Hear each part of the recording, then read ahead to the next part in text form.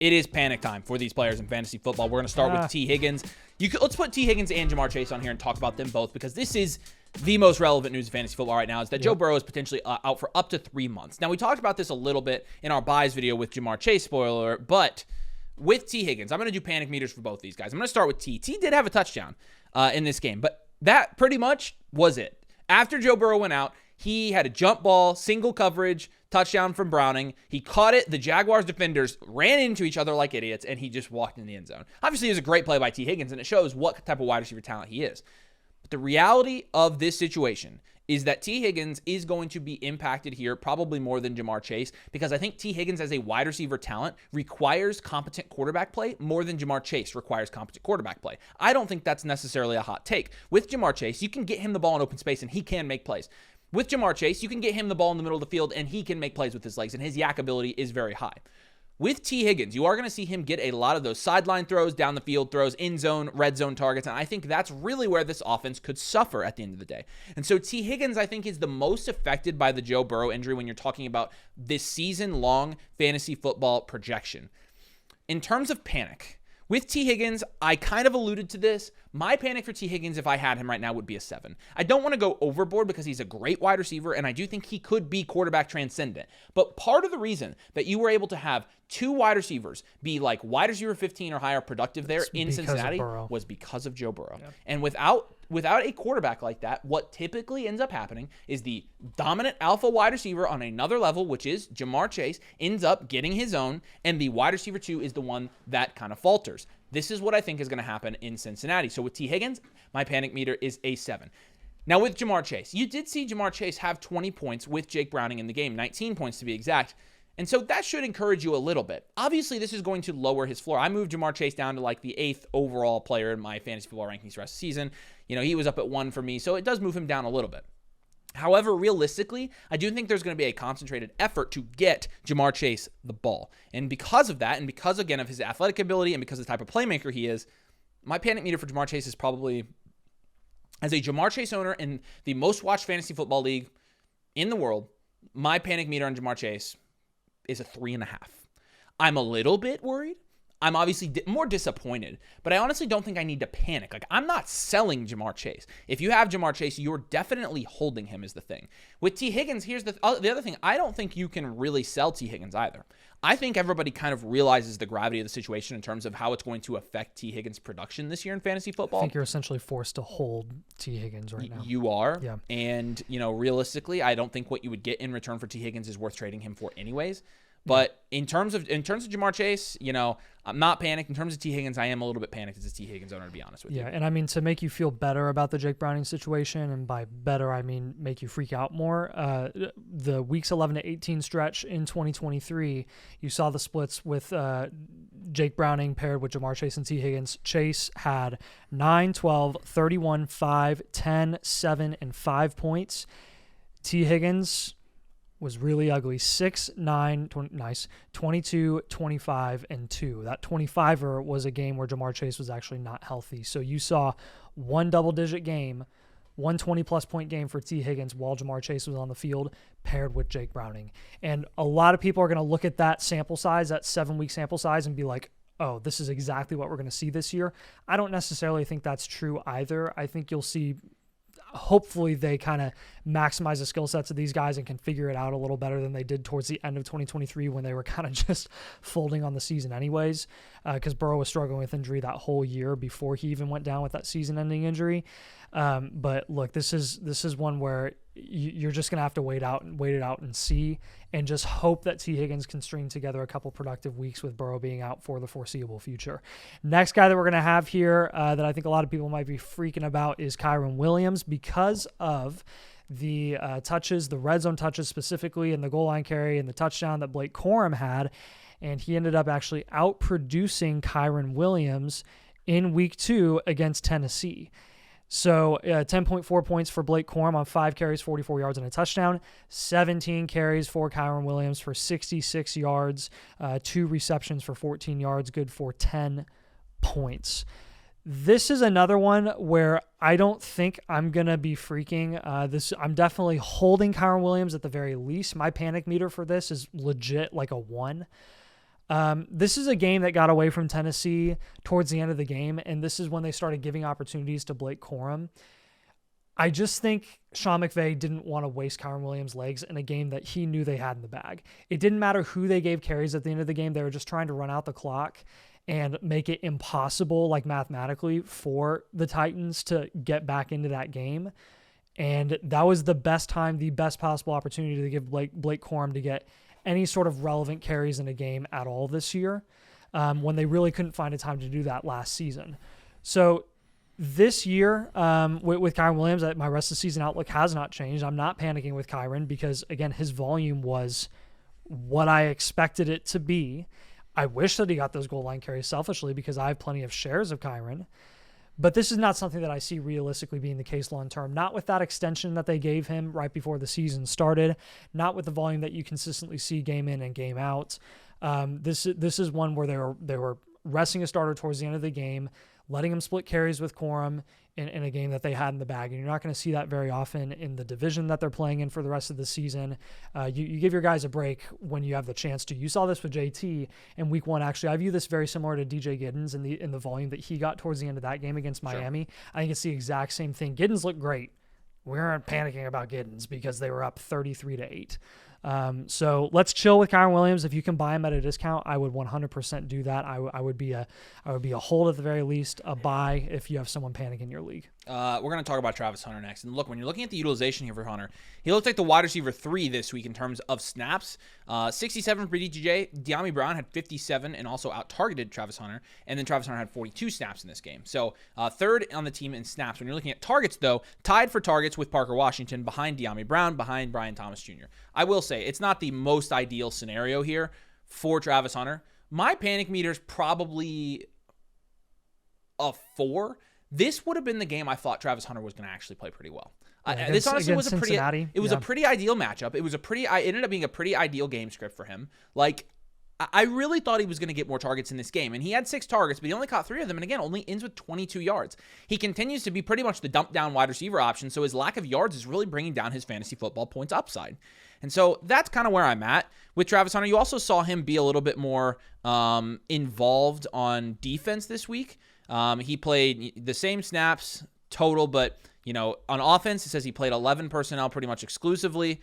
They ran more plays out of 11 personnel, but still, he was really only in 11 personnel, and you saw him 6 snaps on defense last week. This week, you heard he was going to play more on defense as well. And this week, he played 12 of 18 snaps on defense in the second quarter because of an injury in the Jacksonville secondary. And so, look, I just think the volatility with Travis Hunter, it's not really something I saw coming in this particular game.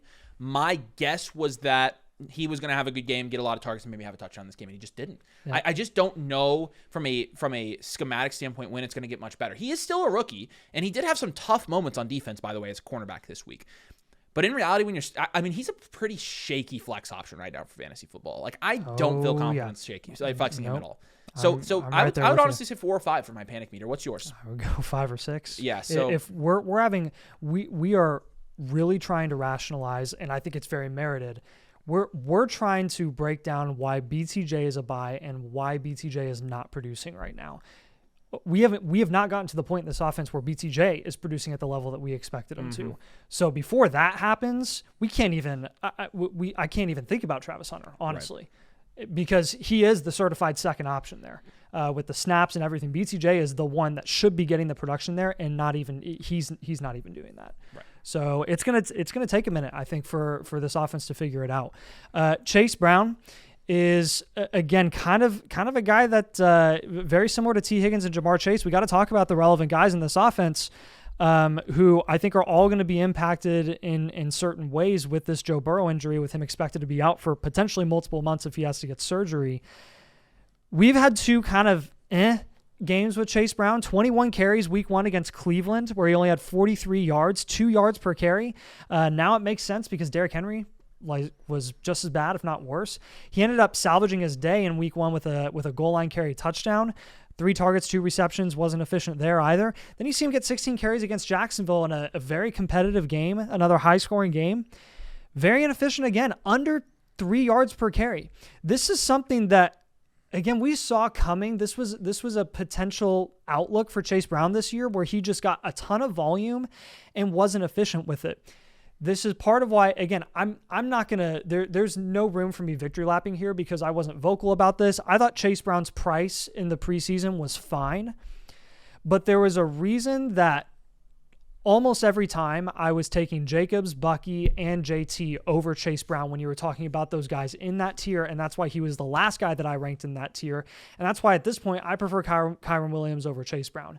Not only is it because Joe Burrow is now out of this offense, but just straight up, Chase Brown is not, he is the least talented running back of those running backs in that range that we're talking about. Bucky is better. JT is better. Josh Jacobs is more talented. Kyren Williams is just, he's in a better offense, a more efficient offense where Sean McVay is going to scheme him up. And we've seen this for multiple years now. With Chase Brown, he benefited so much from the dump downs that he got from Joe Burrow last year when they were passing the frick out of the ball. Because, again, they had to score 30-plus points to be even competitive in games due to the defense being awful.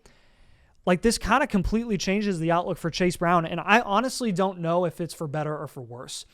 I don't know if he's going to get more dump downs from Jake Browning because Jake Browning is a less capable QB. I also don't know if this is going to imply that since the passing game inherently is going to be less explosive under Jake Browning at quarterback, that's going to make them stack the box more when they're forced to run the ball with Chase Brown. I mean, how can we expect Chase Brown to become a more efficient runner when he couldn't do it with Joe Burrow on the field? I don't know, man. I don't know. I don't know the how we offensive can. line there's cheeks, by the way. Exactly. It's so bad.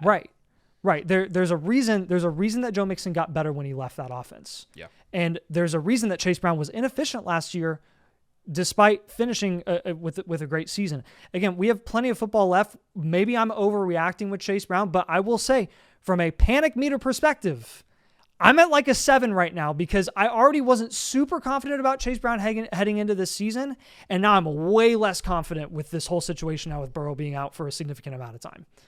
What's your panic meter, bud? My panic meter with Brown's probably, what did you say yours was? A 7. Mine's probably a 6. Okay. I'm not quite to a 7 yet, but I'm almost to a 7. So, Same page. No, I mean, I'm a little bit less panicked. Like yeah. one, like 10% or so. Derrick Henry, Pretty my much panic meter is probably an 8 with Derrick Henry, to be honest with you. Look, I'll build off.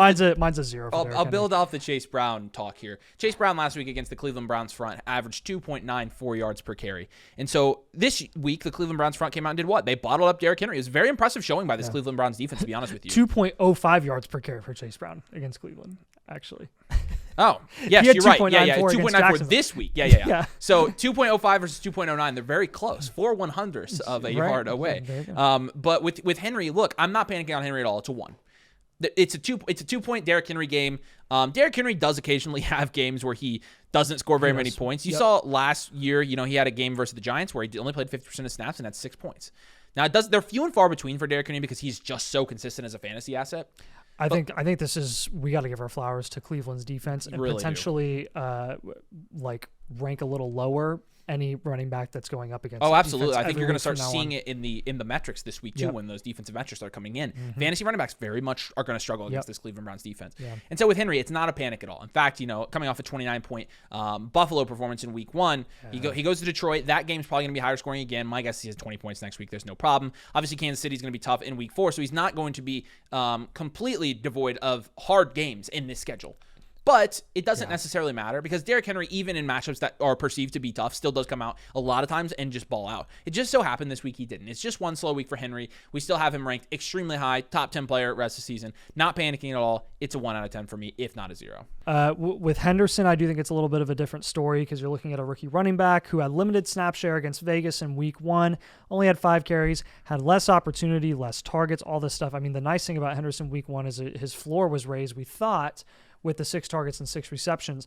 That's brought down quite a bit against Miami in a very high-scoring game where we expected someone like Henderson to break out in this type of situation, and his usage just straight up went down. I mean, you're looking at total plays for Ramondre 32 to TreyVeon Henderson's 11 to Gibson's 9 to these other 2 backs that they're streaming 8. Early down work, totally in favor of Ramondre. Third down work in favor of Ramondre. Short yardage work, Ramondre. this was something that we missed on in the preseason. I thought that Ramondre would be much more of a non-factor than he's ended up being for the New England Patriots. I thought Vrabel was going to be like, yeah, Ramondre, I don't know you, screw you, you're out of here. Henderson's my guy. That's not necessarily the case. I do think that Henderson is clearly the more talented back there long-term in rest of season. I will move him a couple of spots down in rest of season rankings just because it's going to take a little bit longer than we expected to begin with for him to really produce at a high level. But in terms of panic meter, am I freaking out about TreyVeon Henderson for the rest of the season? Not necessarily. I'm between a 3 and a 4 right now. I want to see a couple more weeks here with him going up against Pittsburgh, Carolina, Buffalo, New Orleans. 2 tougher matchups with Pittsburgh and Buffalo, 2 easier matchups against Carolina and New Orleans. It's a mixed bag. I think, honestly, this is going to be a wait and see. I want to see more of a sample size in terms of what is this usage going to look like across the board for a couple more weeks before I panic even more or even less. You want my take on it? Yeah. I'm probably between a 5 and a 6. And the reason is because you've continued to see Ramondre get utilization. It would be one thing if he got a bunch of utilization like Zach Charbonnet and then sucked this week. Yeah, but he looked good. Yeah. And they used him. He made plays. He looked good. He was efficient. Yeah. He was helping their offense. 4.9 yards per carry on 11 carries, 5 targets, 5 receptions, 88 yards. So if you're the Pats and you give him that much work, you have him on a big contract, and he's playing that well, I think what you're going to have to see for TreyVeon to actually have a legitimate role in that offense is you're going to have to see him Stevenson suck or him be better, or TreyVeon be better. And TreyVeon's been fine, I think, when he's been in the game. But he's it's so limited for a rookie. He's not really had an opportunity to get his feet under him yet. And so you look the utilization there again. It would be one thing if Stevenson sucked, but Stevenson has been performing well. Like I said, this week, he had 13.8 of his fantasy points came in the receiving game, 5 receptions, 88 yards. That's really where TreyVeon was making his money last week. And so 39 snaps to TreyVeon's 19 to Antonio Gibson's 10. It's not that encouraging. I would like to see TreyVeon do well this year because I was very high on him, and I was telling people to draft him, quite frankly. But the reality is Stevenson has had a much bigger role than I anticipated. DJ Moore. My panic meter for DJ Moore, if I owned any DJ Moore, would probably be a 6. I mean, look, what are you going? Oh, it'd be higher than that for me because he's not the one there, and he was drafted very, very, very close to Rome Odunze. Well, oftentimes back to back, sometimes ahead of him. If I drafted him ahead of Rome Odunze, I'd be tweaking which most people who did draft him above Rome Odunze. Right, yeah. Maybe I'm underestimating how much people are actually panicking. You can let me know how much you're panicking if you're a DJ Moore owner. I drafted 0. I thought Rome Odunze was the wide receiver 1. I thought DJ Moore's price was higher than him, and I was like, I'm not going to draft him. It makes no sense. When you're looking at the utilization, though, it's not like it's all that bad because DJ Moore's still the wide receiver 2 there from a snap standpoint. He's still the wide receiver 2 there from a target standpoint. And so he is the wide receiver 2 in an offense, a Ben Johnson offense. That's a good role. The problem is that's really what I expected from DJ Moore this season, so I'm not necessarily panicked because I don't have to be panicked. If you are panicked, if I had a bunch of DJ Moore shares, yeah, I'd probably be at a 6. Maybe you could convince me you're a little bit higher than that. But here's the thing also with DJ Moore, and this is why maybe I'm not as panicked. 0 touchdowns in his first 2 weeks. He is going to score touchdowns this year. He will. And Odunze has 3. Yeah, and exactly. In 2024, he had 6, and DJ Moore did. In 2023, he had 8. In 2022, he had 7. This is a guy that is going to score 7, 8 touchdowns this year. And once he does that, you're going to see his 8 to 9 point weeks jump up to 15 point weeks. So it does lower his floor altogether, which I thought you have to see that when Rome Odunze is the wide receiver 1. So last year, he had a stretch in weeks 12 and 13 where DJ Moore had 26 and 23 points, right? He had 22 points in week 18. That's what I think you're going to be missing out on with DJ Moore this year. Now, if you drafted him in the 6th round, that's actually okay. You can afford to plug him in your flex spot, get 8 to 9 point weeks, and then occasionally get a 15, 16 point week. But I think that's realistically what it is for DJ Moore. And I don't necessarily think that's a bad role for your fantasy team. Obviously, the price that you invested in him at is going to be the most relevant point in terms of how panicked we are. If you got him in the 6th round, late 6th, I'm honestly not I don't think you should be overly panicked because he's a flex guy for you. But if you took him in the 5th or in the 4th, yeah, you should be panicked. So it's all relative to price. But with DJ Moore, this is more or less what we expected from DJ Moore this year.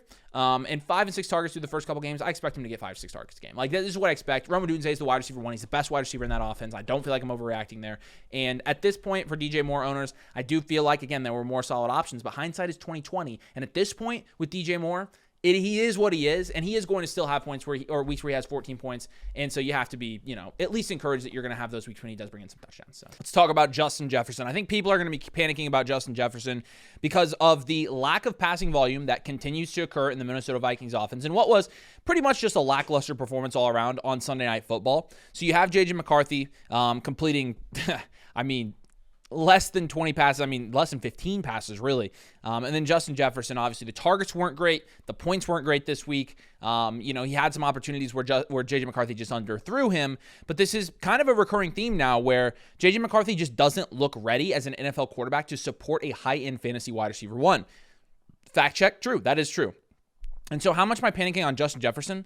To be honest with you, I would probably be at a 5 or a 6 right now. The reason I'm not going to go like 6 or 7 here is because I do think there's a legitimate shot here that Justin Jefferson just, J.J. McCarthy acclimates, they throw the ball more, and Justin Jefferson's still going to have 20, 25-point weeks. I know that. And so it's not like I'm moving Justin Jefferson way down in my rankings because I'm not. But the fact of the matter is, and I mentioned this on last week's playbook video, the elite ceiling that you've seen Justin Jefferson have in years past, in my opinion, isn't there. I don't think he's going to have the Kirk Cousins level ceiling that he had when Cousins was the quarterback there in Minnesota. And so because of that, I do think you're going to have to rank Jefferson a little bit lower for the rest of the season. Now, in terms of what I'm doing with Justin Jefferson, again, panic meters at a 5 or 6, I think you just have to hold him. And I'm also not necessarily going to look to buy Justin Jefferson unless somebody is selling him on the super cheap. But realistically, I do think this is something where this Vikings offense thinks they can win and has proven that they can win basically just running the ball and passing 20 times a game and letting J.J. McCarthy be kind of a game manager. And unfortunately for Justin Jefferson's fantasy football production, that's not a great strategy. And so, look, with J-Jeff, I do think there's some reason to be concerned about this. We'll see if J.J. McCarthy continues to get eased into his workload. But through 2 weeks, it doesn't really look like that's going to happen. Yeah, Calvin Ridley's going to be our last guy here. My panic meter for Calvin Ridley, honestly, is pretty neutral. It's probably like a 4. Pretty comfortably here. I do think that the target volume has been what I expected. 8 targets week 1, 6 targets week 2. Maybe this is just the Calvin Ridley that we need to get used to. Maybe he's just not efficient with his targets and his opportunity. Maybe the type of targets that he's getting, the target quality rating is probably just going to be down. It's going to be low because he is getting a lot of shots downfield. Ellick this week had the same amount of targets as Ridley, and he was just able to be the one that hauled in the touchdown. Again, we'd be having a totally different discussion if that was Calvin Ridley who got the ridiculous cross-field pass from Cam Ward. So I wouldn't panic with Calvin Ridley. I do think that the shot that people took on him in the 6th, maybe 7th round sometimes, I don't think he ever fell to the 7th, probably 6th, was one where it's like, hey, you probably are going to have some big games from Ridley and you're going to have some dud games. This is very similar to last year, where hopefully, I'm just holding out hope, honestly, at this point, that Tennessee's offense can get better and look better than it did last season, which I do think it has. But as far as Calvin Ridley and his production is concerned, it's not looking that much different for him specifically. So he's a decent flex option just with the volume alone. If you're kind of weak at running back and you have to flex him, hope he gets a touchdown, hope he has a big play, and he'll salvage your day. He's not going to screw you over with this volume, but that's why my panic meter is going to be pretty low with him. I honestly, what did you say yours was? Like a 4. I would go 5 or 6 on this one. I would say my panic meter is about where it is with DJ Moore's as well. He drafted him in almost the exact same spot. They're getting the exact same amount of targets. They're both not scoring touchdowns. Yeah. In my opinion, it's mostly the same situation there. Yeah. So the difference is Ridley doesn't have to contend with a Rome Odunze, but he's in a worse offense. True. It kind of evens out at that point. So make sure you drop a like on the video if you enjoyed discussing the guys that people are panicking on fantasy football. And also make sure you subscribe. We're going to have this for you every week, all of these videos. And we're going to help you win your fantasy football league this year. So we appreciate you guys. Thank you so much for watching, and we'll see you later.